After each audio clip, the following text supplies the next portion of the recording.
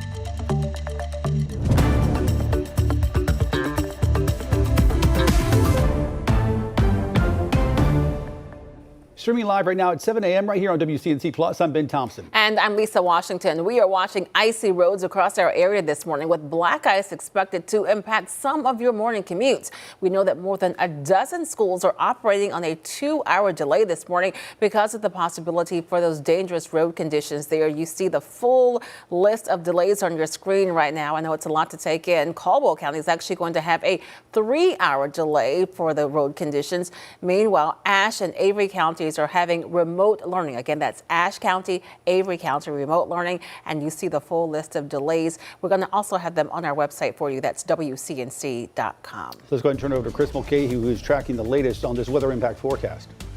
Quite cold this morning as well. I also took that information, I put it into map form. If you're more of a map lady or guy, well, it's really the 2-hour delays. They're pretty much from Caldwell and Burke County, even though we just said update Caldwell's down 3 hours. That's all the way down through Mecklenburg. Now, this does include, at least for our North Carolina counties, Union, Anson, and Richmond. You are just going to school as usual. And then for the mountains, the only reason why we have one closed, I think this was a scheduled teacher work day anyways. Now it's just optional, so the kids would have been off in general, and then remote for Avery and Ashe County. It is officially the coldest low, or at least tying it, that we've had so far this season around the Charlotte area. Last time we did this, not too long ago, it was November 29th that we began really this epic cool down of 12 straight days of temperatures below 50 degrees for the most part. And that likely is going to be our low. Maybe could be adjusted by 1 degree as we officially are hitting our coldest temperature for the morning. It's usually right before the sun rises up or sometimes just afterwards, depending on the conditions. 30 degrees right around Hickory and 29 right around Statesville, 22 for you in Boone. As far as our visibilities go, they are doing much better. We're looking at some really dense fog up in the mountains. There's still a little bit in some parts of the valleys there that could lead to a little bit of freezing fog, but that's really improved across the board. I can seem to only get at least 3 of the 4 cameras working. At least one's been down each time I show this graphic throughout this morning. Beach Mountain looking great. We can see much better compared to what we did about 2 hours ago because of those visibilities. Boone, you're a black hole. Just kidding. You look gorgeous the last time I saw your image pop up. Just dropped off for the time being. And our wind and weather alerts are only for Watauga, Ashe County, Wilkes County, throw you in there as well. And pretty much the entirety of the northern part of North Carolina because of black ice. That is going to be the term of the morning. Icy roads and sidewalks are definitely the biggest deal. And I took this earlier this year, and this is really showing the big difference between a bridge and a road. Bridge, of course, can cool from underneath, so it gets much colder. So that's usually where we have some of the worst spots. So I think it's going to be a lot of scenarios like this that even if it's treated, it still could be quite icy. Today's highs right around 40 degrees. That's the high. What is going on? You're barely getting above freezing for you in Boone and Watauga County. And then a nice mix of cloud and sunshine. At times it will be cloudy, and other times it will have a brighter sky. So at least we have a brighter looking day compared to what we've had over the last 3 to 4. And our evening out forecast already back to the mid 30s by about 9 to 10, seeing a slight wind chill in the upper 20s at that point. And we will start off right around freezing as the sun's rising up tomorrow, and then back to that freezing point on Friday. But all in all, things are definitely trending in a warmer direction at first, because this weekend we're above freezing for both days, and then all of a sudden you hit Monday and you're like, what's going on? Down to 19 degrees and then pretty much down below even where we're at right now 3 mornings in a row. So that's some of our lows. As far as our highs are concerned, they are going to be jumping up for the weekend as well, but also letting you know that Monday time frame could actually feel more like the single digits and about 5 to 9 below zero up in the high country. So our Jerry Hunt Supercenter 7-day forecast has that little sliver of red representing to be a weather alert because of some patchy black ice, especially walking around. And the further you are up in the mountains and the foothills, the lower to the mid 50s Wednesday through Friday, 60 degrees on Saturday. That's the big surge. And then eventually a cold front could bring a little bit of rain on Sunday before we're back to around 40 degrees like today, but starting off much cooler next Monday. There it is from the weather world. Let's get over to Majestic, who's had a busy morning commute, but especially for those driving up in the high country. Good morning, everyone. Let's show you some of our live cameras. This one is so pretty. I mean, we have that blanket of snow. Thankfully, a lot of the roads up in the high country have been treated very well. This is out there in Blowing Rock, but it's really going to be a lot of the side roads, a lot of those sidewalks. If you didn't shovel your driveway or stairs yesterday, before you go rushing outside, Be careful because everything is frozen over. I'm talking about just that crunchy snow. You can see those sidewalks there. But again, this is coming in from Blowing Rock, where right now most of those main roads are looking all right. Of course, just make sure you're driving with caution. Some of those roads, if they haven't been treated, yeah, it's going to be really glazed over with ice for that morning commute. I-77, if you're coming in from South Carolina, it looks all right, but we do still have our fair share of concerns a little closer to Charlotte. This one here is ongoing. It's at Freedom Drive, impacting both directions at Little Rock Road. Coming up in just a few minutes, I'm going to walk you through the other accidents and concerns that I'm seeing on my maps. We'll see you here in a couple minutes. Continuing coverage this morning, the man accused of stabbing a passenger on the Blue Line Friday night will remain in jail this morning without bond. 33-year-old Oscar Solorzano is accused of stabbing 24-year-old Kenyon Doby in the chest. According to the Department of Homeland Security, Solorzano is being charged with attempted first-degree murder, and prosecutors say he was already banned from Kat's property when the attack happened. Now, as this investigation continues, many commuters are on edge, expressing concerns about riding the light rail. At the same time, members of our immigrant community say they have a fear that's sinking even deeper. WCNC Charlotte's Destiny Richards now live in NODA, sharing how the impact is weighing heavy on folks all across the city. That's right. We're hearing from riders who say their sense of safety has changed, and immigrant advocates who say fear that's already existing in the community is continuing to grow. For some commuters, a routine ride on the light rail now comes with extra caution. Riders tell us they're staying more alert, changing where they stand, and paying close attention to their surroundings. But the impact stretches well beyond the platform. Latino community leaders say many families are still trying to recover from recent ICE and Border Patrol raids. They say learning the stabbing suspect was living in the country illegally has added a new layer of anxiety, both for personal safety and for how the community is viewed. The Latino community still isn't 100% back to normal, and I don't know if there ever will be 100% back to normal. And incidents like this that keeps happening, it's just honestly, it's putting a lot of fear, not only within the Latino community, but within the Charlotte community as a whole as well. Community leaders are calling for stronger safety measures on public transit, but also solutions that protect people without targeting entire communities. I'll send it back to you guys live here from NODA. Destiny, thanks for that. Local leaders also speaking out in a statement. CAT's interim CEO says the agency has been taking a proactive approach to keep employees and riders safe, including deploying off-duty CMPD officers and additional security personnel. Governor Josh Stein on the incident saying, in part, no matter where residents are, they shouldn't have to fear for their safety. Folks shouldn't have to fear for their physical safety, no matter where they are. When they're at a school or when they're at a shopping center or when they're on public transportation, folks should be safe. Right now, we're still waiting on a response from Border Patrol. We asked the agency, despite the hundreds of arrests they made a few weeks ago here in Charlotte, how they did not arrest the suspect in this case. It comes after the Border Patrol commander, Gregory Bovino, criticized and blamed the governor, claiming he continues to choose illegal immigrants over Americans. Now, with this latest stabbing on the light rail and people concerned about the lack of security, we wanted to dive into the incidents on the light rail since that deadly stabbing of Irina Zarutska back in August. So let's verify. Here are the numbers from CMPD. In the past 3.5 months since the deadly stabbing of Irina Zarutska, there have been 33 incidents near the light rail.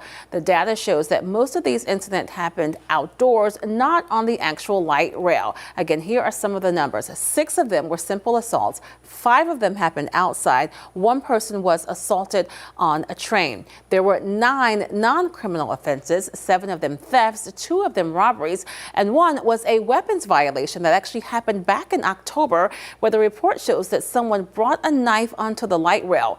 We have learned the suspect in that incident is the same suspect as Friday's stabbing. And here's one more thing. Here's something that we want to clarify you. This is actually a post from social media from President Trump. He posted this on Truth Social, and it reads in part, another stabbing by an illegal migrant in Charlotte, North Carolina. What's going on in Charlotte? Now, while Friday night's stabbing was allegedly committed by someone who is living in the country illegally, DeCarlos Brown, the suspect accused of stabbing Irina Zarutska, is a U.S. citizen. If you want to take a look at this data yourself, we have all of the information. You can break it down on our mobile app. That's for WCNC Charlotte. And coming up in our next half hour, we're going to hear the new request from City Council just 2 months after promising heightened security measures for public transportation that many riders say they have not seen. Again, that story and more responses coming up in 30 minutes right here on WCNC Plus. Right now, an escaped inmate out of Lincoln County will soon make his way back here to North Carolina. Authorities say Roy Burgess escaped from Lincoln Correctional Center Sunday afternoon. They caught him Monday morning in York County, South Carolina. Burgess serving a 1 to 2 year sentence for larceny. He's now in custody awaiting extradition back to North Carolina. In Hickory, police are investigating a Sunday morning homicide. Officers say they found 25-year-old Austin Miller shot near Main Avenue Southwest and Highway 321. Miller was pronounced dead at the scene. Police say this shooting is connected to an active domestic incident. The shooter, 32-year-old James Church, was at that scene. However, no charges have been filed and the investigation is ongoing. President Trump heads to Pennsylvania today with an economic pitch. What it'll mean for farmers and healthcare. That's up next.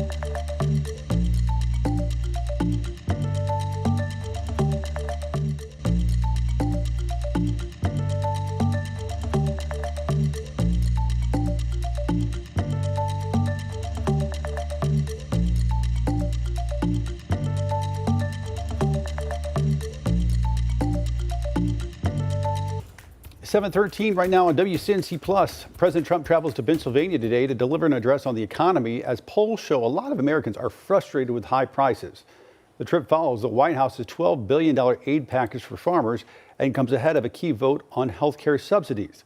NBC's Alice Barr has more on how the administration is framing its economic message. Important number, sacred number. President Trump prepping for a big speech on the economy today in battleground Pennsylvania, as voters signaled they're not happy with the issues central to his election in a series of polls. Most recently, Gallup, showing just 36% of those surveyed satisfied with the president's handling of the economy. He argues he inherited a mess.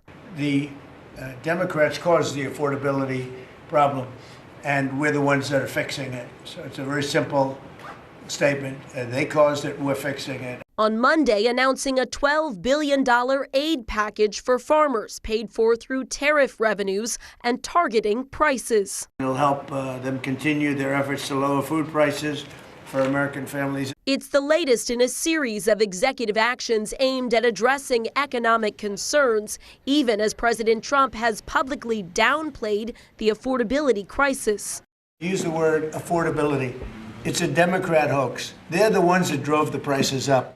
Democrats seizing on that language. They don't plan to address the high cost of living in this country because they don't even believe that it exists. While on Capitol Hill, a Senate vote this week on whether to extend expiring Affordable Care Act subsidies, bringing the specter of soaring health insurance premiums for millions back to the forefront. Republicans pressing for reforms. Just throwing more money at insurance companies means costs just keep going up. That doesn't solve the problem. Democrats argue Americans in need can't wait, pushing to keep the issue top of mind with critical midterm elections now less than a year away. With the Democratic push to extend ACA tax credits likely to fail in the Republican-controlled Senate, GOP senators are circulating alternatives, like putting money directly into Americans' health savings accounts. Some suggest short-term extensions paired with changes, but the Senate's top Republican has not said if he'll bring any of the GOP plans up for a vote. In Washington, Alice Barr, NBC News. Several former FBI agents are suing the Trump administration after being fired for kneeling during George Floyd protests. The lawsuit, filed for 12 ex-agents, claims the Justice Department unlawfully terminated them earlier this year. The agents say they knelt in 2020 to calm a crowd and later reported the action, with leadership finding no wrongdoing. They are now asking to be reinstated. The suit names FBI Director Kash Patel, Attorney General Pam Bondi, the FBI, and the Justice Department as defendants. The U.S. State Department says the Trump administration has revoked 85,000 visas since January. That's more than double last year's total. It includes more than 8,000 student visas as part of a broader effort to restrict who can enter and remain in the United States. Department officials said crimes account for nearly half of the revocations. Other cases involve overstays and alleged national security concerns. Some of those revocations have sparked First Amendment concerns. December snow in Charlotte. It's rare, but when it happens, it leaves a lasting mark. Coming up, we're going to take a look at those storms that rewrote history and why their impact still lingers today.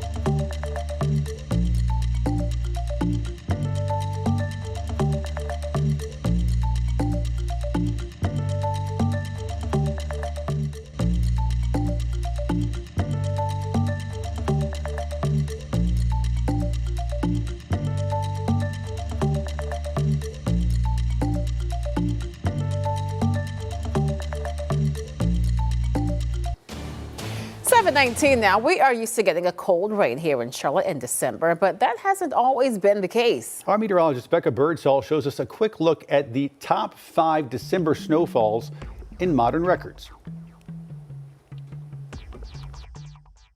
December snow in Charlotte is rare, so rare that our biggest December snowfalls all happened decades ago.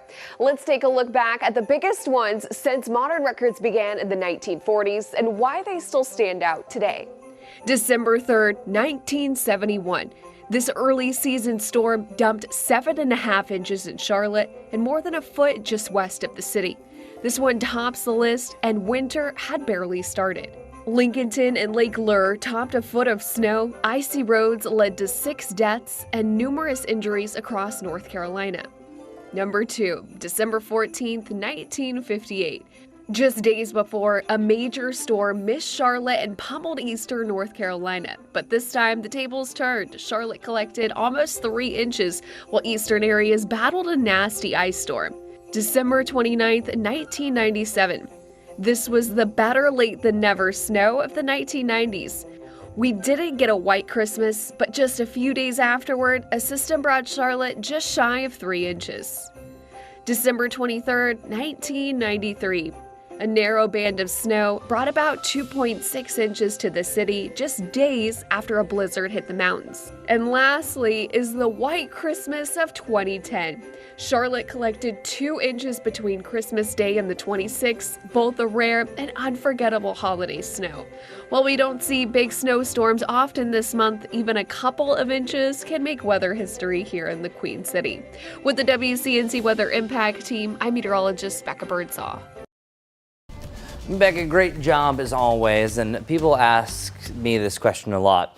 What's the chances of a white Christmas? Well, I'm letting you know this year, actually, it looks like we're going to trend warmer compared to where we're at right now, so we kind of ditched the cold, so not looking good for this year. And our measurable snow, we've only had 4 times that there's been a measurable snowfall here in the Charlotte area for Christmas Day. So just 2% of the years on record have had some sort of snow, and meanwhile, 70 degrees for a high on Christmas Day has happened 6 times. So we actually have a better chance of hitting 70 degrees than actually seeing snow, accumulating snow for the actual holiday. Now that's different for the mountains, of course. Here are some of the snow totals in the mountains that I got from yesterday. Very sporadic, kind of all over the place, but Howard's Knob looked to be the top, about 7 inches. Beech Mountain got 6 inches of fresh powder. And then Jefferson, I've seen a range anywhere from about 3.5 to up to about 4.5 inches of snow. Same thing for the Blowing Rock, about 3.5 to 4 inches. And Todd, North Carolina, at 3 inches. But how much snow should we have in a given year? Where our usual snowfall average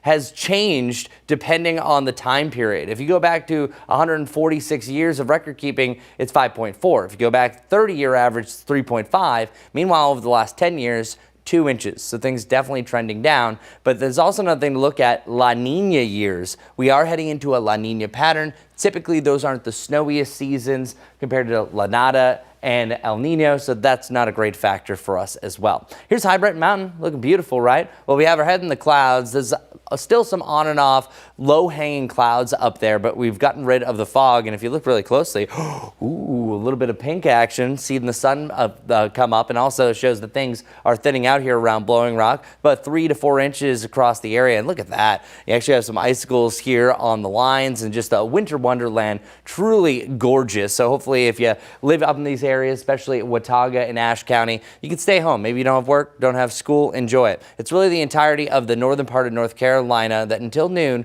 will have this winter weather advisory because of the black ice. Icy roads and sidewalks. Also, multiple schools are delayed, as we mentioned, from the foothills down through the Piedmont and the Charlotte area. So be safe, please. As far as this morning goes, 28 degrees officially has matched our coolest low of the season. Now let's hit the roads of Majestic to see if there's any problems you need to know about. Let's get to it. It's a beautiful start to the morning here at Beech Mountain. I mean, gorgeous as that snow is blanketed all over. A lot of the roads still a bit icy though, so make sure you're careful if you're heading out the door anytime soon, especially up in the higher elevations. Look at how nice that is. Clear skies for you this morning. Here in Blowing Rock, it's a similar setup. You can see those roads there still very well maintained as they were treated. A lot of those sidewalks though, that's going to be really the watch spot, and those driveways, maybe your steps as well. Gorgeous day though, and then once we bring it back home to Charlotte, we have dry area roadways. Take it easy as you're even heading over any bridges, on ramps, off ramps, because any moisture that we had left over from yesterday, it did refreeze throughout the overnight hours. And Rock Hill, good morning to you. As far as what we're seeing out on those roads, a slowdown here as we're heading inbound on I-77. That's mile marker 88. We're seeing that on my map there. And this crash here still not cleared. That's going to be on Freedom Drive at Little Rock Road. And then finally, this last one, it's going to be on Tryon Street, both ways at Sugar Creek Road. Majestic thanks. The magical toy drive continues. We received more than 3,700 toys for the Salvation Army over the past weekend. Thanks to all of you who donated. For those of you who are still looking for a way to do that, you can bring any new unwrapped toy to any Charlotte area Belk location. You have until this Sunday, December 14th. You can also scan that QR code there you see on the bottom of your screen to get more details. 7:25 right now. We are going to take a quick break, but make sure that you keep it right here on WCNC Plus. We'll be right back.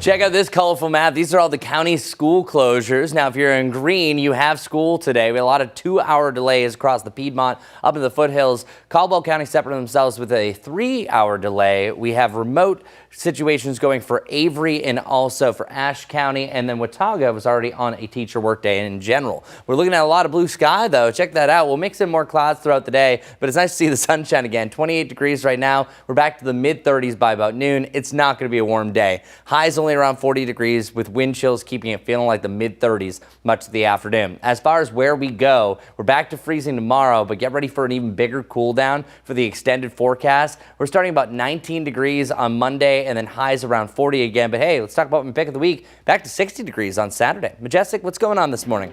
Good morning, everyone. We're continuing to monitor for any slick and icy spots across those roads. We're really seeing that up in the mountains. Meanwhile, this is I-77 around York County. We're following this new crash right here. All of this red. If you take I-77 inbound, we do have a crash, stop and go traffic. Right now, we know it's on I-77 northbound at exit 90. That's out towards Carowinds exit. So right before York County heading into Mecklenburg County, allow for some extra time.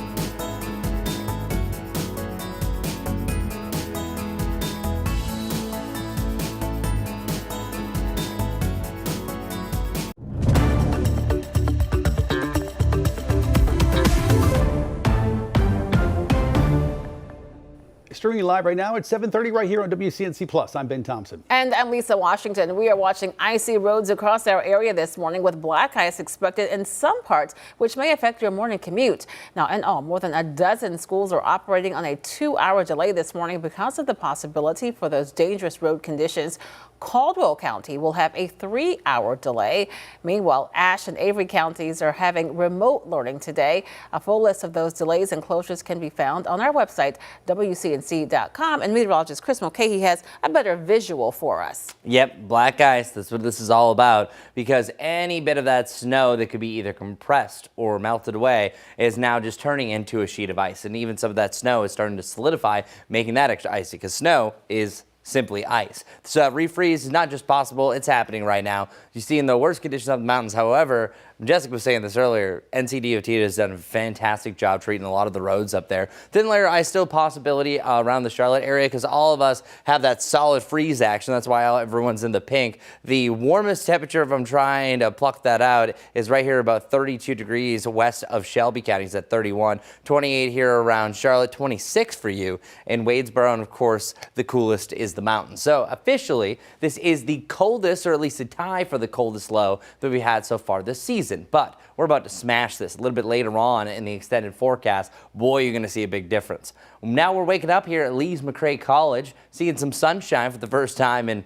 about 3 to 4 days, and some passing clouds are going to move back in, so it's not going to be completely like this most of the day. Just letting you know things are getting a little bit better. And you can see just some passing clouds here on our WCNC tower camera. Still stay weather alert over the next few hours because of those icy spots, especially walking around, but it should be a much better day. This is already proving it. Seeing some of those pinks show that sun is up and it is mighty. High temperature right around 40 degrees. That's it. That's our high temperature. We should typically be at least 56. So we're about 15 degrees off the mark for our highs today, closer to our average low, and we'll have a mix of cloud and sunshine throughout the day, only reaching about 39 to 40 degrees by 4 p.m. Just letting you know that some hours could be cloudier than others. Tonight, back to freezing. Tomorrow, 54. Finally back up and over the 50 mark, and it's now been 12 straight days that we've been 50 degrees or colder. That is actually one of the longest streaks that we have, and it is one of the longest that we've ever had starting in November. It's only been twice that we've gone that long at 50 and below starting in November. So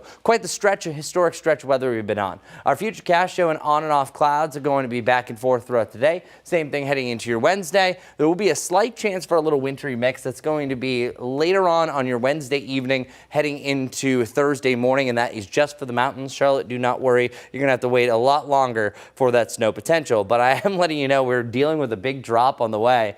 45 degrees on Sunday, 19 degrees possibly on Monday. Now, these temperatures, of course, can fluctuate a little bit, but we are trending in a much colder direction as far as our high temperatures are concerned. Here's the treat, the only treat I have for you, 60 degrees. So we'll have a nice little warm up on Saturday before we have that eventual cool down to similar highs to what we have today. Now, I mentioned it right off the top, black ice still a concern. Majestic's going to let you know if there are any other slowdowns for your morning. Really haven't seen any big concerns here and around Charlotte. Our main focus as far as that refreeze goes, as far as that black ice goes, has been up in the mountains. It's gorgeous there right over towards Beach Mountain. So if you are waking up this morning and you're traveling up towards those higher elevations, you guys know the drill. Just be mindful. Things are slick and icy. The roads are not wet. They're frozen. I-77 here in York County, you can see that back up there. That's going to be out towards Gold Hill heading inbound. That's where we do have a new accident that's starting to really delay that early morning commute. Let me show it to you right here in my map. You see all this red, that stop and go traffic from Fort Mill all the way heading up towards a county line between York County and Mecklenburg County. Stop and go traffic because of this ongoing crash right now. One lane is currently blocked on I-77. Again, this is northbound. Exit 90 is specifically where that crash is. Once we head up to the north, want to give you an update here. The crash that I've been following on Freedom Drive, that is since cleared, but this is ongoing. However, I do like to see a lot of green with it, and that's what we currently have. It's on Tryon Street at Sugar Creek Road, so just keep a mindful eye out for you if you typically drive that way. And then just to the north, Sugar Creek Road impacting both ways. This new crash at I-85 Service Road. We'll have another check on those roads all coming up for you in just a few minutes, but this is what I'm watching for you right now. 7:35, and this morning we continue our coverage of the latest stabbing on a Katz light rail. Right now, here is what we know about that suspect. 33-year-old Oscar Solorzano is behind bars. He's accused of stabbing 24-year-old Kenyon Doby on the Blue Line last Friday night. He will remain in jail without bond. Prosecutors say he was already banned from Katz property and is now facing attempted first-degree murder charges. People who use public transportation are growing upset about the recent violence. 2 months ago, the city promised heightened security measures for public transportation, but many riders say they have concerns with little to no security in sight. Monday, Charlotte City Council addressed last Friday's stabbing, with Mayor Vi Lyle saying that she's requested Katz to provide an update on that mission this week. WCNC Charlotte's Julie Kay was there. She breaks down council's next steps. The suspect was already banned from the light rail. Just 2 months ago, there was an incident where he was found at a light rail station with a knife. Local GOP leaders say this is a sign city government needs to do more. Everyone deserves to feel safe in Charlotte, and that remains to be this council's priority. Monday night, Mayor Vi Lyles responds to yet another violent stabbing on the Charlotte light rail. Police say Oscar Solorzano was drinking alcohol on the light rail and yelling at passengers Friday night. He's accused of stabbing 24-year-old Kenyon Doby, who was trying to intervene. I'm probably gonna die here. And it just wasn't God's time for me to die, and I appreciate that. I'm really in a lot of pain. Just 4 months ago, a separate stabbing incident took the life of 23-year-old Irina Zarutska. In response, city leaders stepped up security. I've asked Katz to provide an update to council this week on the transit security plan as it has enacted over the past several months so that we can all understand where we all are. Katz interim CEO Brent Cagle tells us they have taken a proactive and robust approach to keep employees and passengers as safe as possible by deploying additional off-duty CMPD officers, private security personnel, new technology, and safety reporting tools. But Mecklenburg County GOP Chair Kyle Kirby says this incident is a sign that wasn't enough. What I would like to see is tangible action taking place in Charlotte. A physical representation of law and order, like a policeman, a physical barrier, like a fence, to stop people from getting on this light rail that shouldn't be on there. He's calling for a security officer on every single train, as well as closing off the platforms. Council members say this conversation will be ongoing.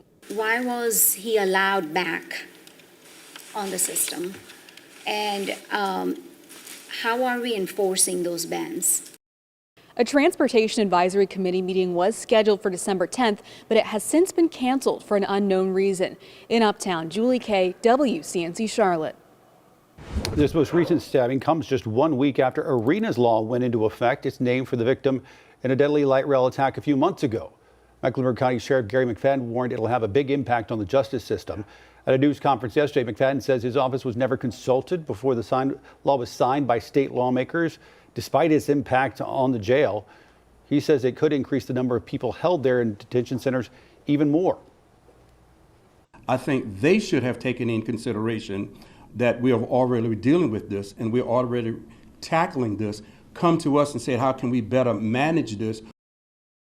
Right now, some staff at the Sheriff's Office and Detention Center are working mandatory overtime to adjust to some of the changes. And folks, as the story continues to develop, stay right here on WCNC Plus for real updated information in real time. 7:39 right now, a 16-year-old is facing several charges after police say he shot a 13-year-old girl. According to investigators, on Sunday, Elkin Jimenez shot the girl in the stomach along Bryant Street, just off Linwood Road in Gastonia. Jimenez will be charged as an adult. He's being held without bond. AI is moving into the shopping world. Coming up, why some consumers are embracing it, others, they're keeping their distance.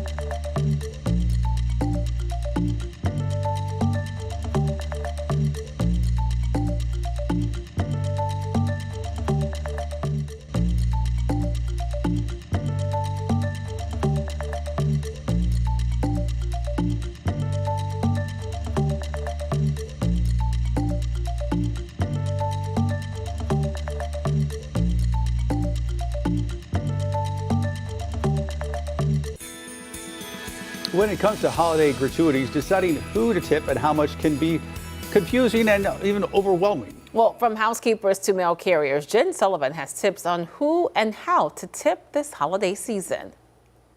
It's the season of giving, but when it comes to tips, who should you give to and how much? Tip who's really gone out of their way to make your life easier this year. Ted Rossman works at personal finance company Bankrate. They recently conducted a survey about holiday tipping and found 56% of U.S. adults say they usually give bigger tips when they receive better service. But they also found fewer people plan to tip this holiday season.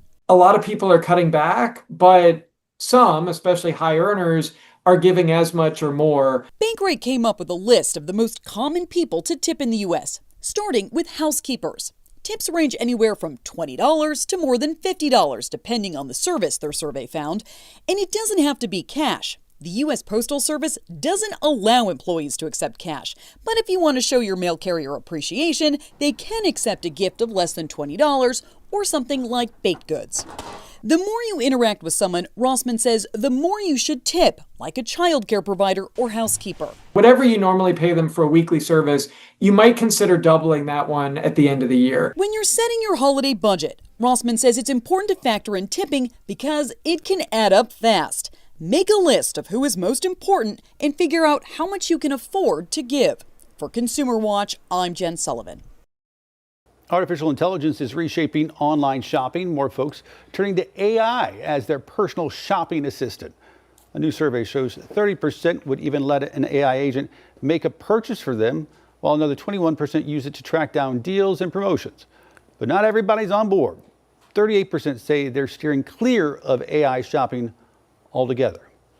Starbucks is bringing back a popular item that recently caused a frenzy. Perhaps you remember the Barista Cold Cup has come out of hibernation. This time, though, they won't be available in stores. The cups shaped like a teddy bear and wearing a green beanie are being offered as prizes in the Starbucks for Life Marathon. The chain is giving out 17,000 cups to winners of the mobile game. It runs through January 4th. Those cups quickly sold out last month when introduced as part of the holiday menu merchandise drop. Did you know today is National Pastry Day?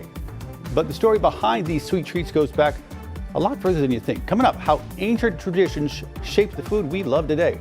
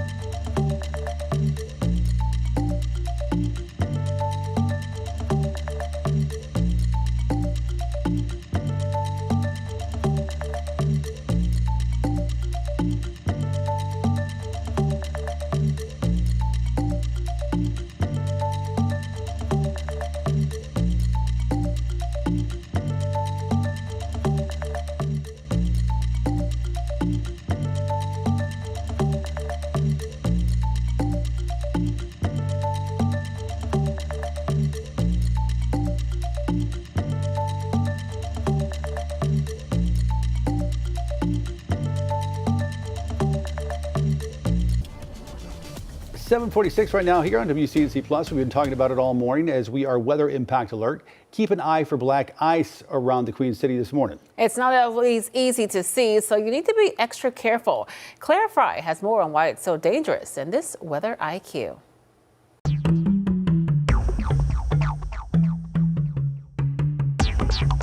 Today's Weather IQ focuses on something sneaky and dangerous this time of year: black ice. The National Weather Service defines black ice as a thin, transparent layer of ice that forms when water from rain or melting snow freezes on surfaces that are below 32 degrees. Because it blends so well with the dark pavement, it's nearly invisible, so most drivers don't realize they've hit it until it's too late. Black ice is most common overnight and early into the morning, when air temperatures are near freezing but the road surface dips below freezing. It forms quickly on bridges and overpasses, which cool faster than surrounding roads, and in areas where snow melts during the day and refreezes at night. Anytime we go from wet conditions to a quick temperature drop, those patchy slick spots can develop. The National Weather Service highlights the risk in winter weather advisories or in special weather statements, especially after rain or snow events followed by plunging temperatures. These alerts are meant to signal that conditions could become very slippery very fast. To stay safe, make sure you slow down and drive much more cautiously whenever black ice is possible. Watch your first steps on sidewalks and driveways, since they can ice over just as easily as the roads.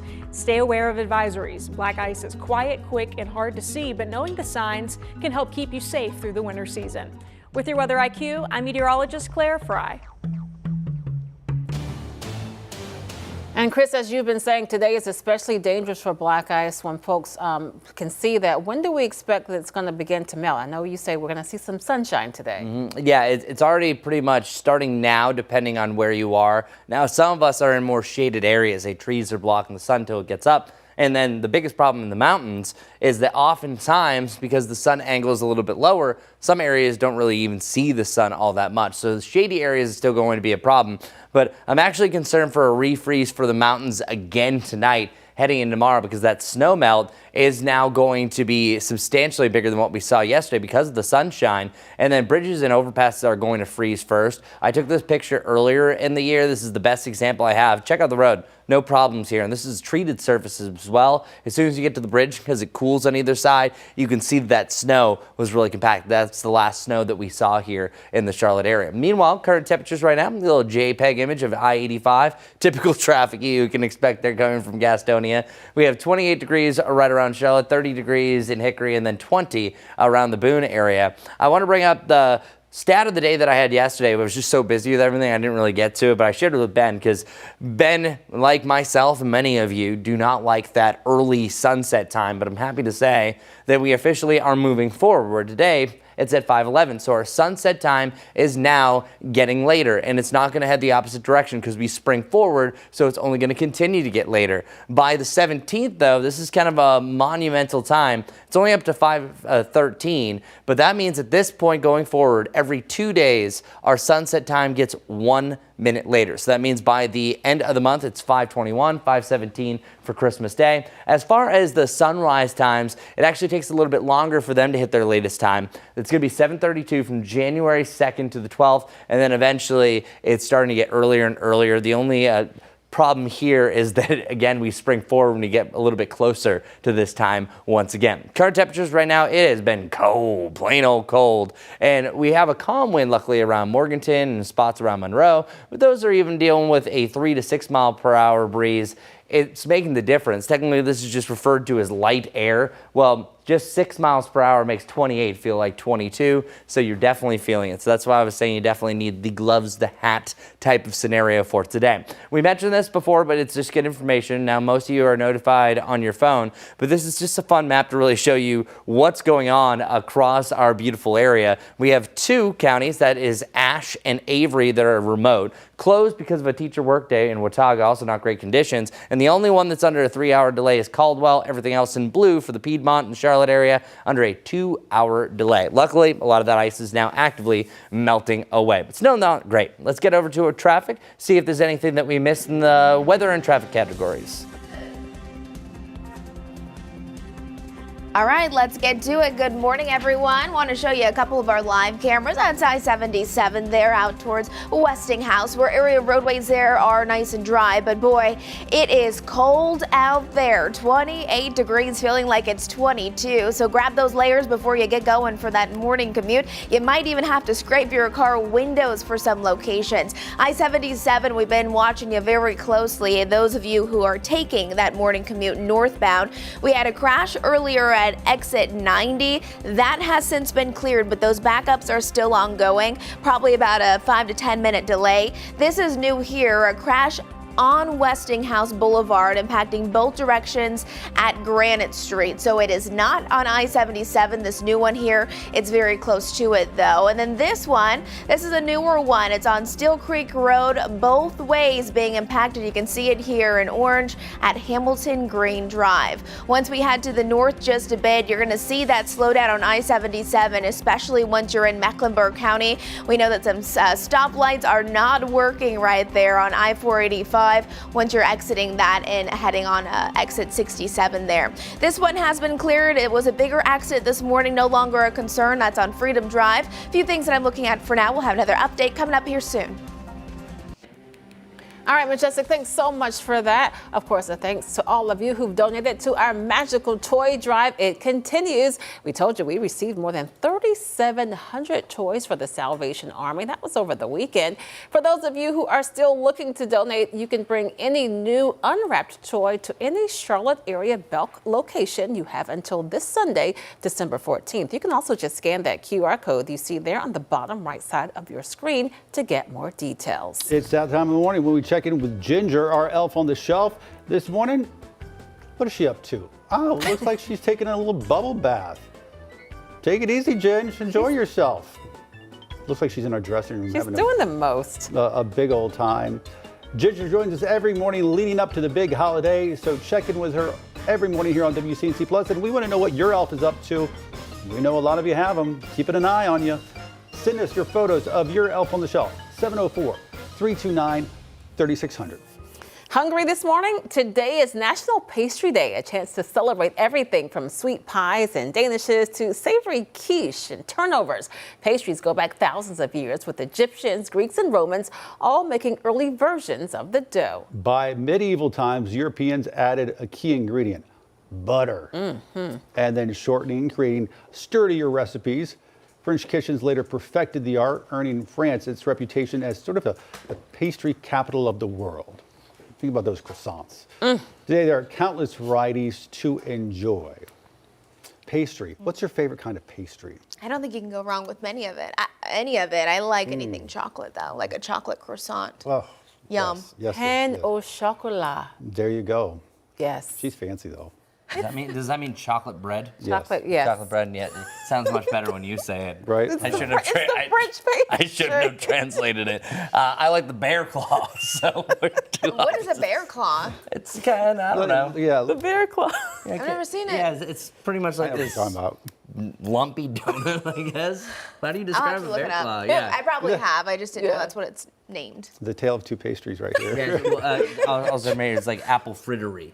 Oh, that makes me think apple fritters. That might be my favorite. That's your favorite? I love an apple fritter.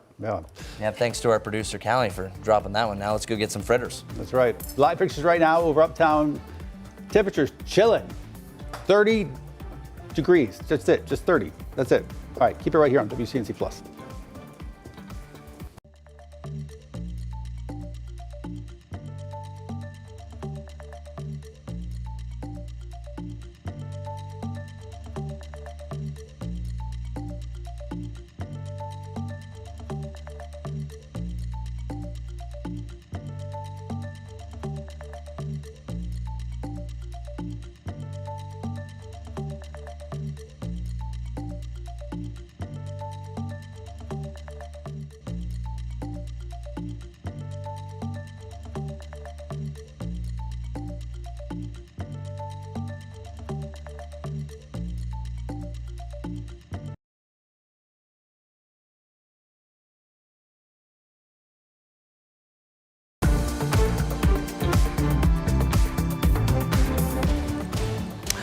All right, everybody, it is going to be a chilly day today, so not a lot of hope. High of only about 40 degrees. We're at 30 right now, so we are on the up and up. We officially dropped down to 29 degrees this morning, and it is just not going to be a warm day whatsoever. As I mentioned, 40 degrees for a high, but that means we're mainly hanging out in the mid to the upper 30s with a mix of cloud and sunshine for the afternoon. So barely just touching on that 40-degree point. Let's just call it pretty much a day in the 30s then. As far as our extended forecast, there's a little bit of hope here. We're weather alert, by the way, just for about another hour or two because of the chance for some black ice from place to place. But here's the good news. We actually have a nice little warm-up, 60 degrees on Saturday. Now, we paid the price because we're right back to around 40 with a low around 19 on Monday morning. Yikes. Let's get over Majestic. It's still slippery out there for some parts. Especially up in the mountains, slick and icy roadways. Watch for that. This is out there in Boone, especially those sidewalks and driveways. But boy, it is beautiful up there in the mountains this morning. I-77 continues to look all right.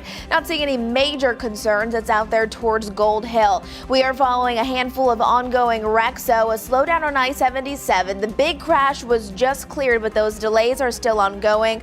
A new wreck there on Westinghouse Boulevard.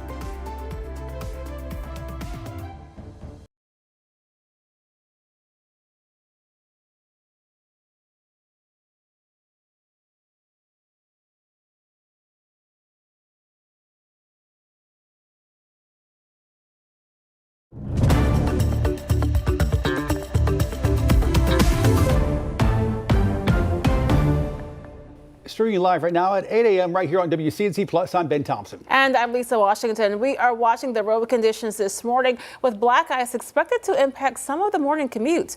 We know that more than a dozen schools are operating on a 2-hour delay this morning because of the possibility for those dangerous road conditions, and school districts just want to be careful. Ashe and Avery counties are having remote learning today. A full list of those delays and closures, you see them on your screen now. You can also find them on our website, WCNC.com. Let's check in with Chris Mulcahy. He's standing by.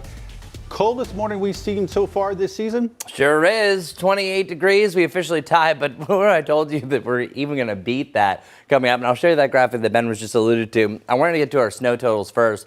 The highest totals that I've seen across the area, and sometimes it takes about a day for us to finally get the final totals from all over the place. But the tops were Howard's Knob, Beach Mountain. Of course, those are higher elevations, up to 6-7 inches there.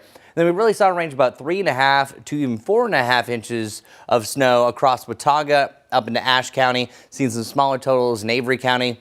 And then we also had Todd, North Carolina, at 3 inches of snow. So yeah, it was a big snowmaker up in the mountains. Meanwhile, you did see signs of it around Hickory and the northern parts of Iredell County, and that's why Statesville Iredell is currently under a 2-hour delay. With a little bit more snow that fell in Caldwell County, they're under a 3-hour delay waiting for that black ice issue to try to resolve itself. Now the sun getting higher and higher in the sky definitely helps out. Meanwhile, as we just had mentioned, we have remotes for Avery and Ash, and then the only reason why we have Watauga that's closed is because they actually were scheduled for an optional teacher workshop day.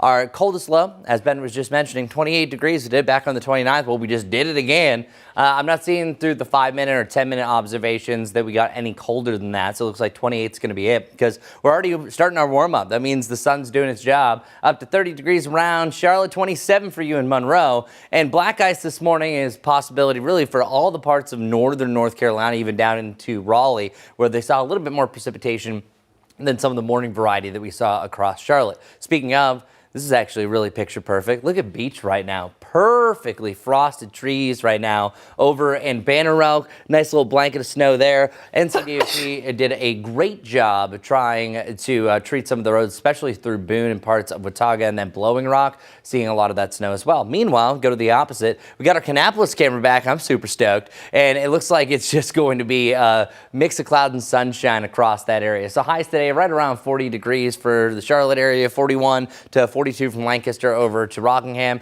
We will get above that freezing point, but barely for you in Boone and surrounding areas. Oftentimes, snowfall is going to keep you of the colder variety. As for our extended forecast, we are looking at a big time warm up before we have a big time cool down yet again. We're warmer, at least close to where we should be, about 56 degrees tomorrow. So 54 for your Wednesday, up to 60 degrees on Saturday. But once that cold front passes, we have a slight chance for rain on Sunday, and we're back to around 40 degrees and even starting close to 19 degrees on Monday morning. Yikes. All right, Majestic, what do we need to know about traffic this morning? Still watching for icy spots, slick spots, black ice. Look at how pretty this is, though. This is live this morning coming in from Blowing Rock. If you love winter weather, this is the place to be. It is gorgeous. We have sunny skies, but as of now, still seeing slick spots on those sidewalks, on driveways. Make sure you're careful if you are walking this morning. Otherwise, we are seeing fine conditions right here on I-77, I-85, not too bad. We do have a bit of a delay on I-77 at Gold Hill.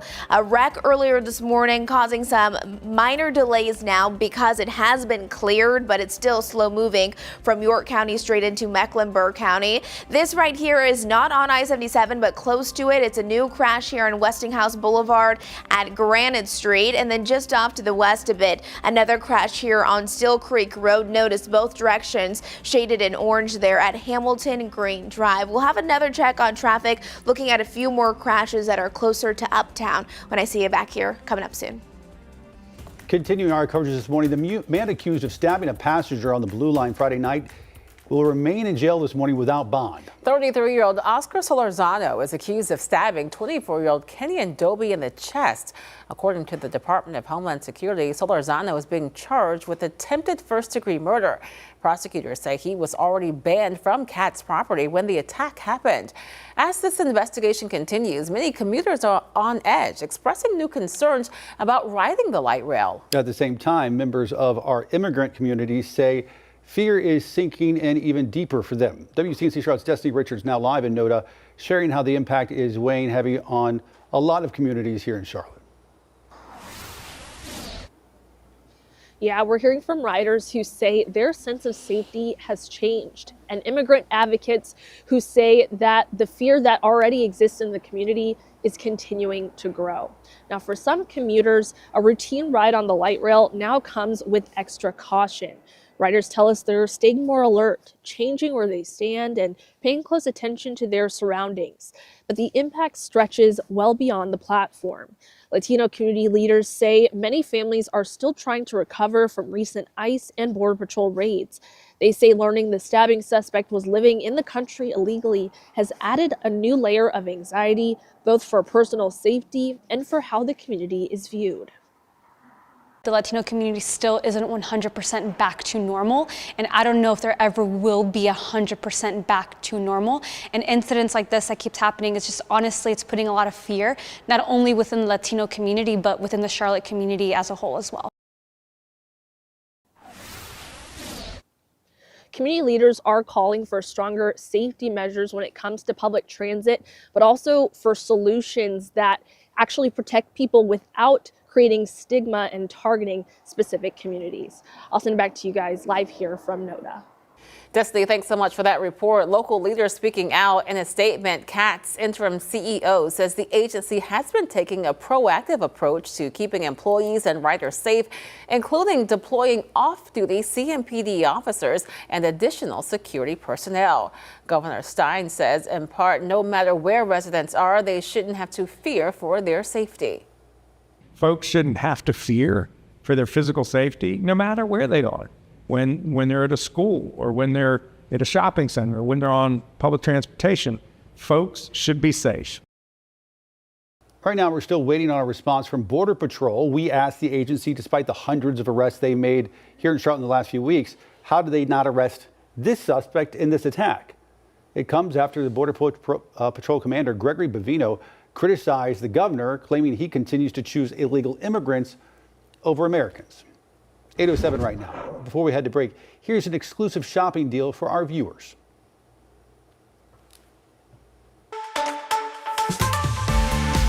Hey, every year millions of suitcases are lost. Maybe it's happened to you. It's the worst. And that's because the airlines lose a lot of luggage, but also people take the wrong suitcase home because they all look the same. That will not happen to you with Mirage luggage. You can see the bold, unique designs, unmistakable, but that's just the start of this. The exterior is durable and high quality, so this will not get damaged in transit. Plus, here are some other features that I love. This 3-dial combination lock will keep your items secure. It also has this smooth push-button telescopic handle and 4 heavy-duty spinner wheels that give you 360-degree movement. Plus, they are specially designed and engineered to glide gracefully over any surface. So you won't be walking through the airport anymore with that old suitcase you have on 2 wheels. You have Mirage now. But by the way, something else I want to show you. These heavy-duty zippers come on in here. If you're anything like me, you pack your suitcase to the gills. This will keep you protected. And inside, the smooth mesh design gives you smart organization. Plus, if you have a lack of space at home, this 3-piece set, they nest. So you only have room for the big luggage. You are all good. Plus, check out all these extra colors and prints. No matter your style, there's a design for you. Huge deal today. Normally $399.99 for the 3-piece set. Today, just $139.99, 65% off. Just scan the QR code on your screen or go to shoptvdeals.com.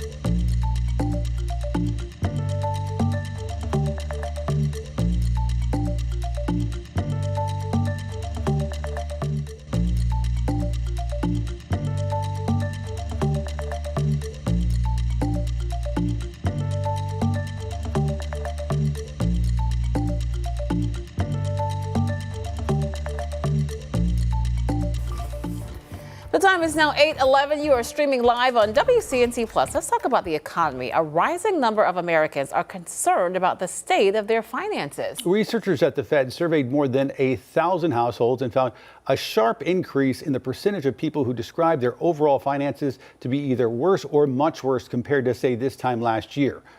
More people also said they may not be able to make minimum debt payments in the next 3 months. The Fed says financial pessimism now at its highest level since April. That was when the Trump administration escalated its tariff policies. Good news for Carolina farmers. President Trump planning a $12 billion aid package for farmers who have struggled to sell their crops while getting hit by rising costs. The president said the money will come from tariff revenue collected this year. He added the aid is meant to spark what he called a golden age for American farmers. We're going to make the farmers so strong, and I'm not even talking about financially, because they just want to be able to produce what they can produce, and we're going to make them so strong that it will be indeed a golden age for farmers. The relief for farmers comes as the trade war between China and the United States shows signs of easing. After months of tense diplomacy, China in recent weeks has started to buy large amounts of soybeans from U.S. farmers. The Federal Reserve panel that decides interest rates is meeting today and tomorrow. As its members look at economic data, they will also have an eye on the Supreme Court. Amy Kiley reports on why and how it might affect your wallet.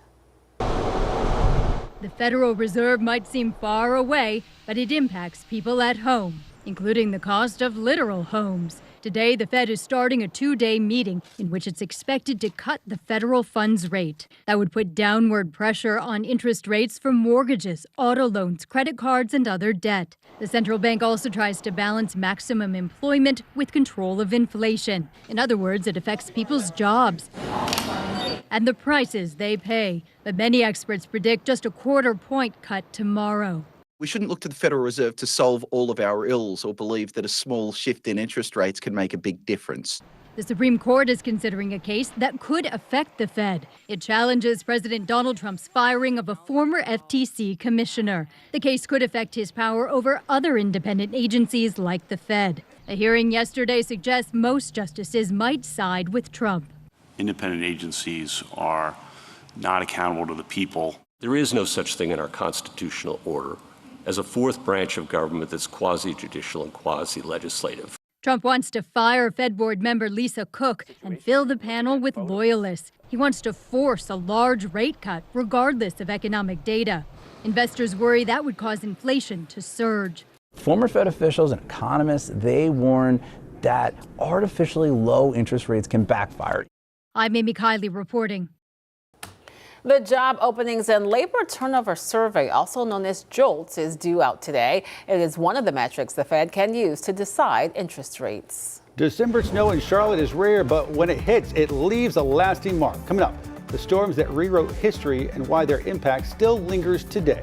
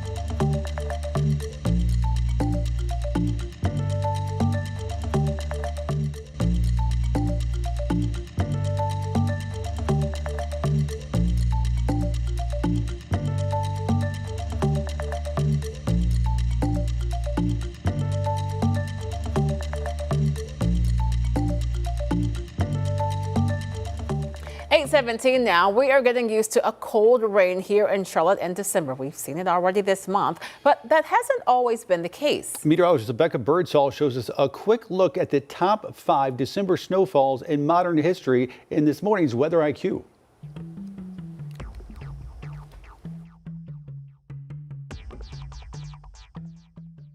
December snow in Charlotte is rare, so rare that our biggest December snowfalls all happened decades ago. Let's take a look back at the biggest ones since modern records began in the 1940s and why they still stand out today. December 3rd, 1971.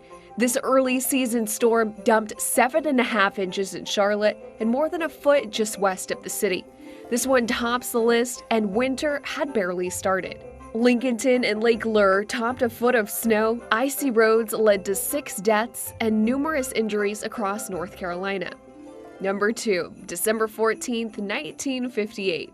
Just days before, a major storm missed Charlotte and pummeled eastern North Carolina. But this time, the tables turned. Charlotte collected almost 3 inches, while eastern areas battled a nasty ice storm. December 29th, 1997. This was the better late than never snow of the 1990s. We didn't get a white Christmas, but just a few days afterward, a system brought Charlotte just shy of 3 inches. December 23rd, 1993.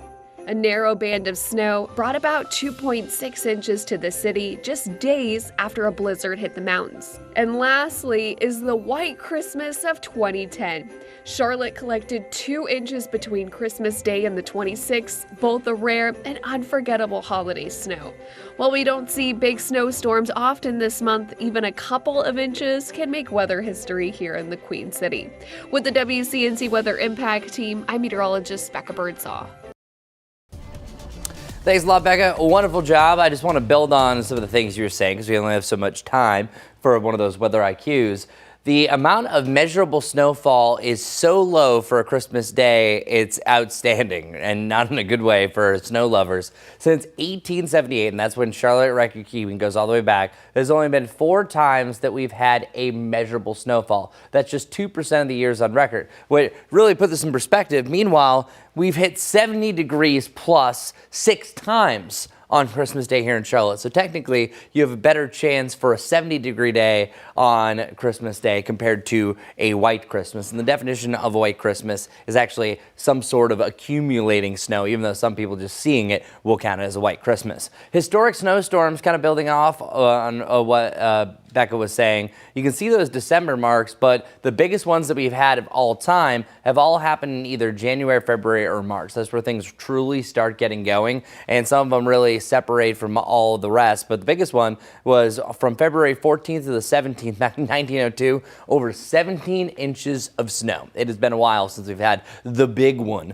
As far as our snowfall averages, typically in a given year, over the last 10 years, we've only averaged about 2 inches of snow. Now, there's one thing. We just went about 3 years without any snow, so that brings that way down. So overall, using the 30-year average, it's about 3 to 4 inches in a typical year. So we'll see what this year is going to bring. Meanwhile, the mountains experience a lot more snow. Howard's Knob and Beech Mountain, no big deal for them, but great for skiers. 6 inches right around Beech Mountain. Sugar Mountain, similar total as well. About 3 to 4.5 looks to be the range from Todd to Jefferson. Not a lot of snow totals came in, but it looks to verify across the area. Beautiful camera I was about to show you, but it's gone. December 9th. Today should be about 56 degrees. We're nowhere near that. We actually average a low of 36 degrees for this time of the season. Nope, not going to do it. Instead, we're 36 degrees right around noon.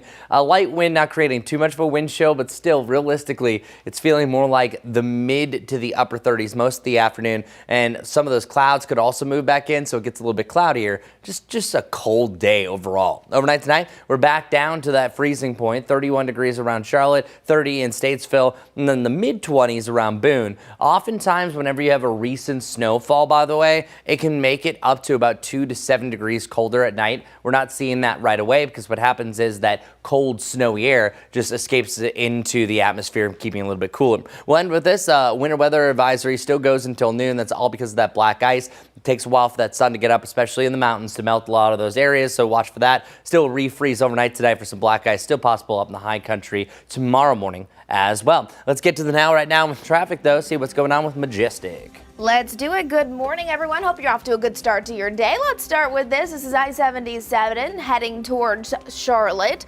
It is not too bad. We do have, of course, lots of people out and starting their morning. It's 8:22 right now. If you're coming in from South Carolina, perhaps York County, this is what I-77 right now looks like out there towards Gold Hill. It is chilly out there, so grab those big layers. You'll want them this morning. We're watching this wreck here. It's a crash on Sugar Creek Road, impacting both directions at I-85 Service Road. Seeing some yellow, so really it's just some minimal impacts with that one. To the south, Tryon Street, another crash here, saying those impacts both directions at Sugar Creek Road. Once we're heading a little closer to Uptown, one lane right now is blocked because of a crash. It's on College Street, again, both directions at 11th Street. So again, a handful of ongoing problems across the area that we're watching for you. So far, we haven't seen much black ice or any slick spots around the Charlotte metro area, at least not on the main roads. A lot of that moisture on the roads from last night really evaporated, so that's best case scenario. But there is a crash here. It's not Independence. It's going to be on Monroe Road, both ways at Wallace Lane. All right, gonna send things over to my friend Larry Sprinkle. Hi, this is Larry Sprinkle. Time for our Tuesday Tail Wagger, along with the friends at Animal Care and Control. Last week at this time, we featured Macaroni, and that sweet dog is still there. Well, maybe you'll find a forever home this week. Let's bring on today's Tail Wagger. Who's looking? That's Bailey. Bailey is about 4 years old, weighs right around 45 pounds. He is great in his crates. He is a little bit shy, so needs a little work, but otherwise just a very sweet dog, and it's okay to be alone. So that's all right. Look at that guy right there taking a nap. His name is Bailey. He's available right now at Animal Care and Control over at 8315 Byram Drive. And Animal Care and Control is open 7 days a week. Check him out. That's the guy right there. He's about 4 years old, weighs right around 45 pounds, just a big, sweet dog waiting for his forever home. By the way, Animal Care and Control is open for you with all kinds of dogs and cats like Bailey available today. Several hundred over there. It would be a nice Christmas present, something to think about over at our friends at Animal Care and Control. That's Bailey, and he is our very special Tuesday Tail Wagger.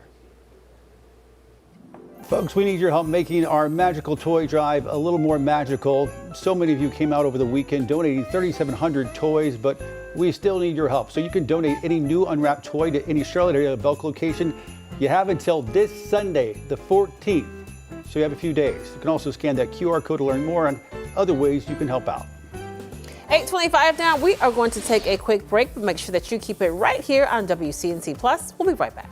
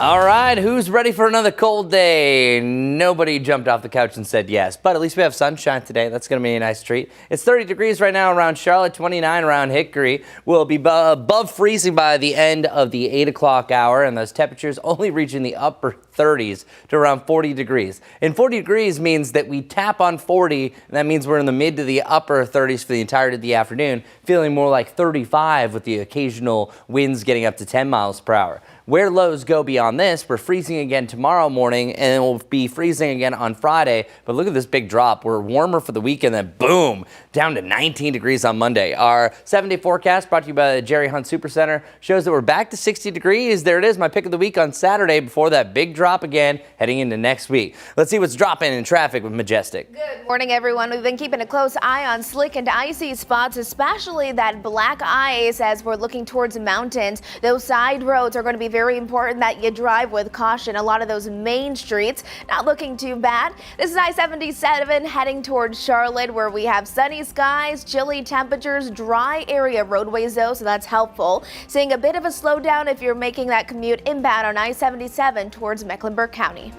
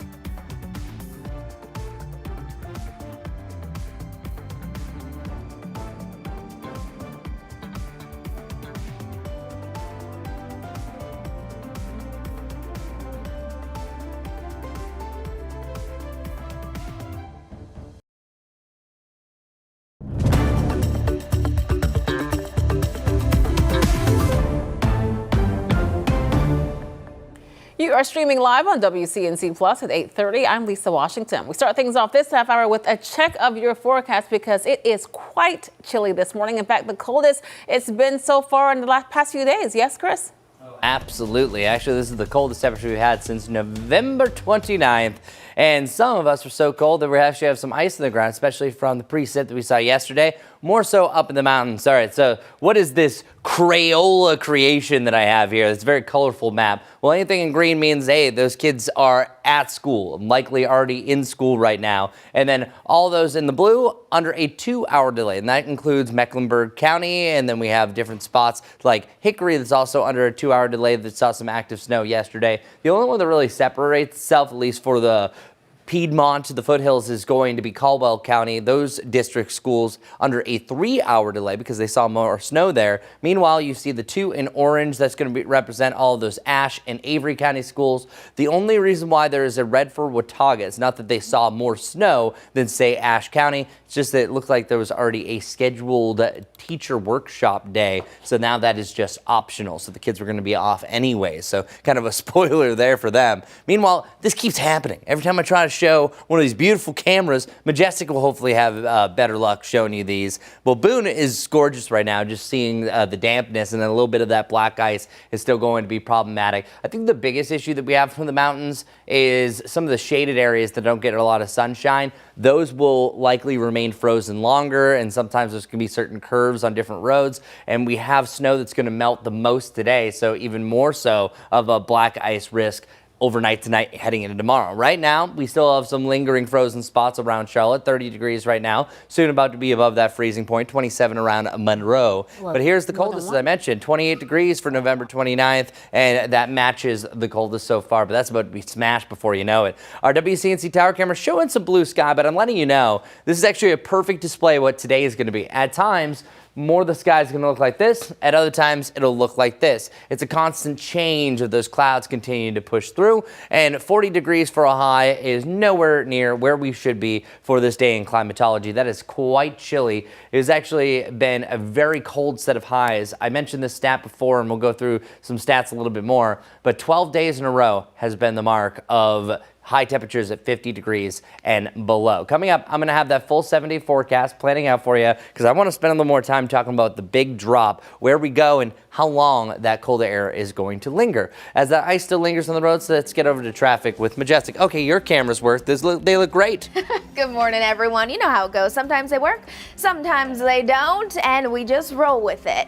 This is one of our cameras coming in from Beach Mountain. It kind of rotates around and you can see the actual roads. Right now, we're just taking a gorgeous look at the mountain, though. Lots of snow still blanketing the ground, and it's one of those setups where temperatures are cold enough where that snow out on those roads, it's just really crunchy. It's just glazed over or frozen. If you're traveling and you think that the roads are just wet, that's truly not the case. Up in the mountains, it's actually frozen over, so be careful here. Another live camera. This one's coming in from Boone. You can see roads, at least the main ones, they look fine, and they are because they have been treated, but those side roads, those back roads are going to be really the tricky ones. I-77, I-85 closer to Charlotte remain fine. Nothing too out of the ordinary for us. Yes, we do still have a handful of ongoing wrecks, but at this point, nothing significantly delaying a lot of people. This one here still not cleared. Sugar Creek Road both ways at I-85 Service Road, and then just to the south of it, this one here on Tryon Street and Sugar Creek Road also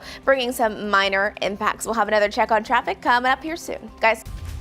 All right, Majestic, thanks so much. Well, we need to get to some breaking news in North Charlotte. Well, one person is fighting for their life after being hit by a car. Medic says it happened just a few hours ago at the intersection of West Sugar Creek Drive and Reagan Drive. We know that victim was taken to the hospital. Right now, it's not clear what led up to the crash. And new this morning, CMPD is releasing new numbers as officers crack down on crime in Uptown. This past weekend, officers made more than 200 traffic stops. They wrote 121 citations and made 18 arrests, including a violent gang member who had multiple felonies. They also pulled 14 guns and more than 300 grams of suspected marijuana off the streets. Officers say the goal of Operation Safe Season is simple: safer streets and safer holidays for everyone in Charlotte. And this morning, we continue our coverage of the latest stabbing on a Cats light rail. Right now, here's what we know about that suspect. 33-year-old Oscar Solorzano is behind bars right now. He is accused of stabbing 24-year-old Kenyon Doby on the Blue Line last Friday night. Now, he will remain in jail without a bond. Prosecutors say he was already banned from Cats property and is now facing attempted first-degree murder charges. People who use public transportation are growing upset about the recent violence. Just 2 months ago, the city promised heightened security measures for public transportation, but many riders say they have concerns with little to no security in sight. On Monday, Charlotte City Council addressed last Friday's stabbing. Mayor Vi Lyle says that she's requested Cats to provide an update on that mission this week. WCNC Charlotte's Julie Kay was there. She breaks down council's next steps. The suspect was already banned from the light rail. Just 2 months ago, there was an incident where he was found at a light rail station with a knife. Local GOP leaders say this is a sign city government needs to do more. Everyone deserves to feel safe in Charlotte, and that remains to be this council's priority. Monday night, Mayor Vi Lyles responds to yet another violent stabbing on the Charlotte light rail. Police say Oscar Solorzano was drinking alcohol on the light rail and yelling at passengers Friday night. He's accused of stabbing 24-year-old Kenyon Doby, who was trying to intervene. Like, I'm probably gonna die here. And it just wasn't God's time for me to die. And I appreciate that. I'm really in a lot of pain. Just 4 months ago, a separate stabbing incident took the life of 23-year-old Irina Zarutska. In response, city leaders stepped up security. I've asked CATS to provide an update to council this week on the transit security plan as it has enacted over the past several months so that we can all understand where we all are. CATS interim CEO Brent Cagle tells us they have taken a proactive and robust approach to keep employees and passengers as safe as possible by deploying additional off-duty CMPD officers, private security personnel, new technology, and safety reporting tools. But Mecklenburg County GOP Chair Kyle Kirby says this incident is a sign that wasn't enough. What I would like to see is tangible action taking place in Charlotte, a physical representation of law and order, like a policeman, a physical barrier like a fence to stop people from getting on this light rail that shouldn't be on there. He's calling for a security officer on every single train, as well as closing off the platforms. Council members say this conversation will be ongoing. Why was he allowed back on the system? And how are we enforcing those bans? A transportation advisory committee meeting was scheduled for December 10th, but it has since been canceled for an unknown reason. In Uptown, Julie Kay, WCNC Charlotte. Now, this stabbing comes just 1 week after Irina's law went into effect. It is named for the victim in that deadly light rail attack that happened back in August. Mecklenburg County Sheriff Gary McFadden warned that it'll have a big impact on the justice system. At a news conference yesterday, the sheriff said his office was never consulted before that law was signed, despite its impact on detention center operations. He says it could increase the number of people held in detention centers even more. I think they should have taken in consideration that we are already dealing with this and we're already tackling this, come to us and say, how can we better manage this? Right now, some staff at the sheriff's office and detention center are working mandatory overtime to adjust to the changes. And of course, as this story continues to develop, make sure that you keep it right here on WCNC Plus, as we will give you updates in real time as we get them. A 16-year-old is facing several charges now after police say he shot a 13-year-old girl. According to investigators, on Sunday, Elkin Jimenez shot the girl in the stomach along Bryant Street, just off Linwood Road in Gastonia. Jimenez will now be charged as an adult and is being held without bond. A Texas college found a unique way to spread holiday cheer. Meet the Santa who speaks a special language. That's next here on WCNC Plus.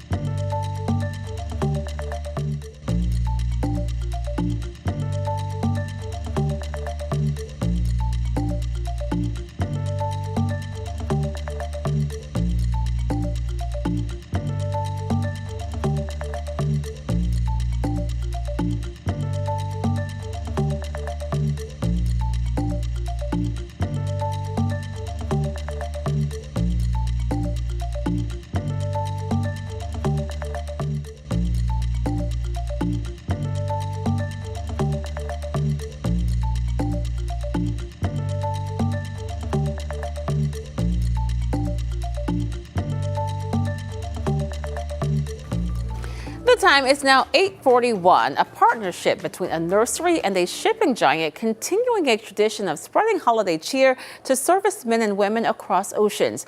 PZ Chang tells us how this partnership began more than 2 decades ago. Bagpipes and drums kicked things off. 22 years ago, a woman came into our store, talked to my father, wanted to send her son a tree. We couldn't figure out how to get the tree to Iraq. Sergeant Jimmy Adelis was in the store at the time and had a son who was serving. He helped them figure it out with DHL, and a partnership was born. I never forget Jimmy saying, "Mom, it felt like a piece of home." So it means a lot to them to receive this little piece of tree that it brings them back memories. Operation Holiday Cheer turns 22 this year. 500 trees donated by Dee's Nursery in Oceanside, along with boxes of ornaments and letters and cards written by people in the community. Dear soldiers, thank you for keeping us safe. I am sorry that you can't be home for the holidays. School children writing poems and letters straight from the heart. Even when the battles are tight, your fellow soldiers will hold your hands through the fights. I'm grateful for all that you do. I wish that you have a good holiday and get to see your family soon. The trees, ornaments, and letters will reach Bahrain on Wednesday and then be distributed to the various bases, giving soldiers who are fighting abroad a little bit of home. And seeing these photos and smiles on the soldiers' faces makes it all worthwhile for the Dee family, especially hearing stories of what this means to them. And I was certainly grateful with Iraq, Afghanistan, Kuwait to receive trees and care packages, especially the letters from you all. We spent hours reading those letters. It's such a good feeling to know that they have Christmas. A procession of police vehicles escorted the DHL trucks to JFK, where the trees and boxes were loaded onto planes, ready to bring messages of hope to the troops. I hope you have a Merry Christmas, Happy Hanukkah, and a Happy New Year. PZ Chang with that report. First Lady Melania Trump took part in Toys for Tots, an event at the Marine Corps Bay Quantico, that is. Mrs. Trump joined a group of young children, volunteers, and of course U.S. Marines to help sort and pack donated toys for children in need this holiday season. Today, we are here for one of the most beloved traditions of the holiday season, Toys for Tots, led by United States Marine Corps Reserve. For more than 75 years, Marines and volunteers across America collect and deliver new toys to children who need a little extra joy during Christmas. The Toys for Tots program has been in operation since its creation in 1947. That year, Marines in a reserve unit collected and distributed 5,000 toys. It was so popular that program expanded to Marine Reserve sites across the country. And to this day, the tradition stands. Well, it is the season of giving, and one Texas college is making sure that every child feels included. Tarrant County College brought in a Santa fluent in American Sign Language to meet deaf and hearing impaired children from the Dallas-Fort Worth area. Students, faculty, and staff from the school's sign language program volunteered at this annual event. The tradition lets children share their holiday wishes directly with Santa, and he signs back to them. Organizers say it's all about ensuring every child can experience the magic of the season. Dangerous conditions developing around our area this morning. Could black ice be waiting where you least expect it? We'll explain.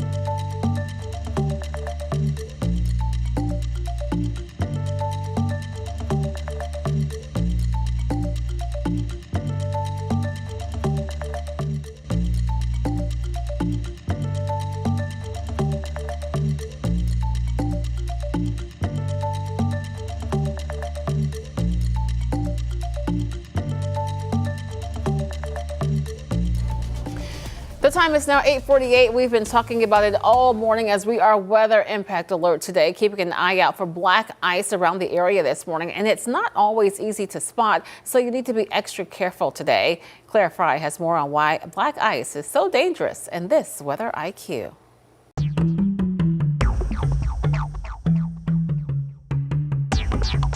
Today's Weather IQ focuses on something sneaky and dangerous this time of year: black ice. The National Weather Service defines black ice as a thin, transparent layer of ice that forms when water from rain or melting snow freezes on surfaces that are below 32 degrees. Because it blends so well with the dark pavement, it's nearly invisible, so most drivers don't realize they've hit it until it's too late.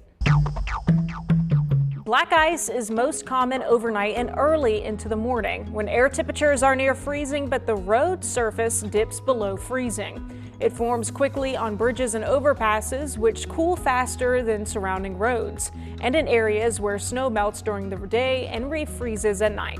Anytime we go from wet conditions to a quick temperature drop, those patchy slick spots can develop. The National Weather Service highlights the risk in winter weather advisories or in special weather statements, especially after rain or snow events followed by plunging temperatures. These alerts are meant to signal that conditions could become very slippery very fast. To stay safe, make sure you slow down and drive much more cautiously whenever black ice is possible. Watch your first steps on sidewalks and driveways, since they can ice over just as easily as the roads. Stay aware of advisories. Black ice is quiet, quick, and hard to see, but knowing the signs can help keep you safe through the winter season. With your Weather IQ, I'm meteorologist Claire Fry. Thanks a lot, Claire. Yep, I still got it. So I want to show you this. I took this earlier in the year. This is not a now situation. This is actually the last time that we had snow earlier in last winter, but this is a good telltale sign that the bridges are icing over compared to the roads. So if you look really closely, I took one angle, you can clearly see just a damp road, because oftentimes if they treat it, it can actually still be freezing or below and not freeze over, and that's the way that works. But the bridge, you can see that there is some visible ice here. So oftentimes that's a good sign that, hey, you want to take extra easy, extra caution on that, because I also think that we have a chance for another refreeze overnight for the mountains yet again. Many actually areas that are here in the blue that saw a little bit more snow than others. Black ice this morning, that window is almost closed. I would say really in about another hour or so, but there'll still be some shaded spots, especially up in the high country, that ice isn't going to melt away right away, because temperatures are barely getting above freezing today. Now, the biggest stat that I have for you, and this streak will be broken tomorrow, is that our highs, the warmest that we've been over the last 12 days, and this is including today, 50 degrees or colder. 12 straight days. And looking back in Charlotte history, dating back to 1878, highs at 50 degrees or below for over 12 days has only happened 52 times. Now, the most in a row is 30 times. So luckily we're not going to do that. But yeah, no, that's really a crazy stat. And to build on this, the only time that we've ever had a stat of even 10 days or more starting in November happened back in the 1800s. It only happened twice. So our Jerry Hunt Supercenter 7-day forecast still has that weather alert. By the time we get to the noon, we're going to be dropping it off, but just still keep in mind that a weather alert status for black ice again for the mountains on Wednesday should be good for the Charlotte area. Back to the lower 50s on Thursday and Friday. There's the top, my pick of the week, 60 degrees on Saturday. Sadly, we're cooling down again on Monday, right around 40 degrees with lows only in the upper teens, lower 20s. Yikes. All right, Majestic, you've been showing some great shots of the mountains, and now we have the SCDOT cameras. All right, let's get to it. This is for everyone making that commute between Mecklenburg County and York County. Not looking bad. You can see this is I-77. Area roadways are flowing just fine. Meanwhile, out in the mountains, it is a gorgeous day. Plenty of sunshine, but those roads are still going to be slick and icy in spots. Those main roads, you can see they're clear, but it's going to be those sidewalks, those driveways. If you did not shovel yesterday, you're waking up to a sheet of ice, and especially those back roads as well. I-77 a little closer to Uptown, slowing down near Gold Hill. No big wrecks here, just more people all heading in the same direction. Majestic thanks. The magical toy drive continues. We've received more than 3,700 toys for the Salvation Army. In fact, that was just over the weekend. For those of you who are still looking to donate, all you have to do is bring any new unwrapped toy to any Charlotte area Belk location. You have until this Sunday, December 14th, or you can just scan that QR code on the bottom of your screen to get more details.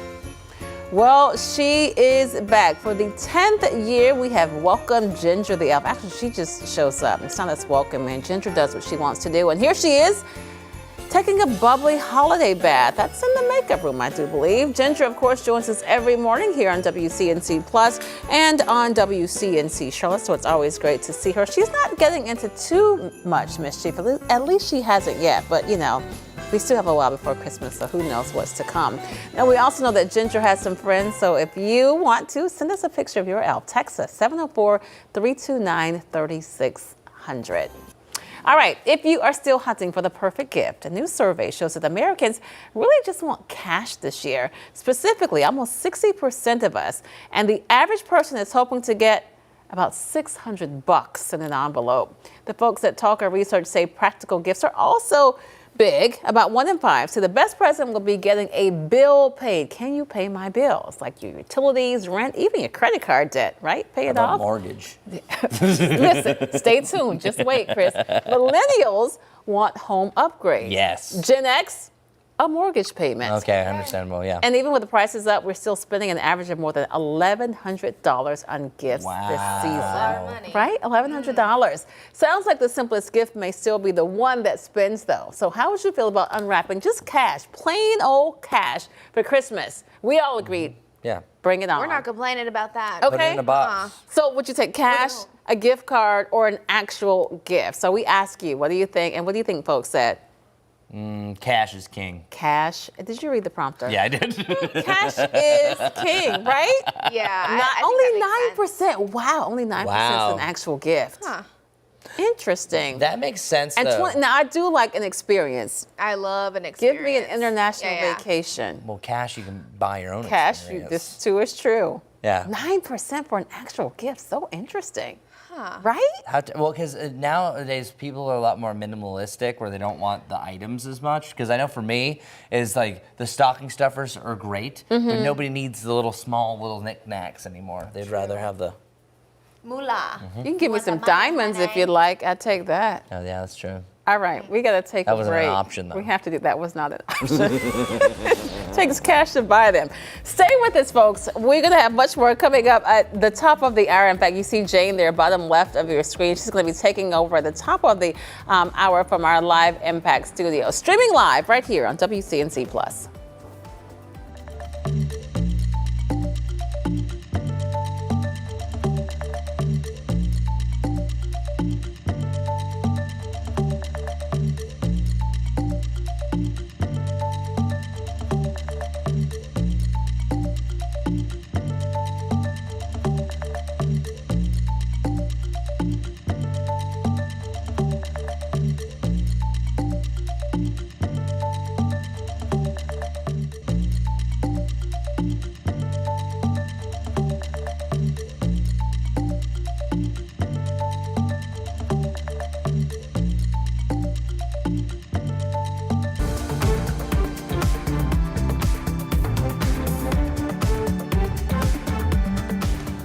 Well, good morning, everybody. Temperatures are now officially just freezing, not below freezing around the Charlotte area. 29 around Hickory and then 21 still in Boone. Likely it's that snow-cooled air that's going to keep things quite chilly up in the mountains. So our high today, by the way, 40 degrees. The normal high, 56. So yeah, we're a little off. At least we're seeing the sunshine. Nice mix of cloud and sunshine expected. Just letting you know more clouds will roll in for the afternoon, so it will appear cloudier at times. Our Jerry Hunt Super Center 7-day forecast shows still that active weather alert. I would say another hour or so, there's still a chance for a little bit of that black ice. Chance for a refreeze in the mountains again heading into Wednesday. Back to 54 though, so that's going to break that streak of 50 and below for 12 days. 60 degrees for my pick of the week on Saturday. Another big cool down, right around 40 and right around 20 for a high and low next Monday. Yikes. All right, Majestic, what do people need to know about their morning commute? Good morning, everyone. Let's get to it. Want to let you know about a couple of things. This is our South Carolina camera. I-77 over there at Gold Hill area roadways are flowing all right. We do have a slowdown, though. It's going to be right here, I-77. We have a crash right here. It's blocking one lane on I-77 southbound at exit 5. That's Tyvola, and then that exit ramp is also blocked.